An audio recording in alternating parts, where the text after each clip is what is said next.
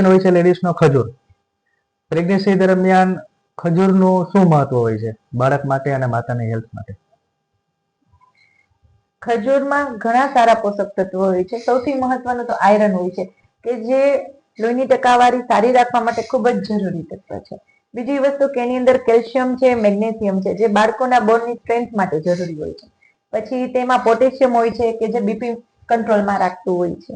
અને સારી માત્રામાં ફાઈબર્સ બી હોય છે, એટલે તમને કબજિયાતની તકલીફ રહેતી હોય, કોન્સ્ટિપેશનની તકલીફ રહેતી હોય તો તેના માટે બી એ સારું રહેતું હોય છે. બીજી વસ્તુ કે એમાં સારી માત્રામાં કેલરી હોય છે, એટલે તમને એનર્જી પ્રોવાઈડ કરતું હોય છે. એટલે ખજૂર પ્રેગ્નન્સી દરમિયાન ખાવા માટે સારું છે. અને ખજૂર શરૂઆતથી મહિનાથી જ ખાઈ શકાય, અને ખાઈ શકાય તો એને કેટલા માત્રામાં લેવું જોઈએ?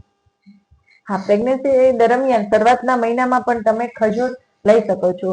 1 થી 2 ખજૂર તમે શરૂઆતના મહિનામાં લઈ શકો છો. પછી સેકન્ડ ટ્રાઇમેસ્ટર, થર્ડ ટ્રાઇમેસ્ટરમાં જો તમને 4 થી 5 નંગ પર ડે તમે ખજૂરને લઈ શકો છો.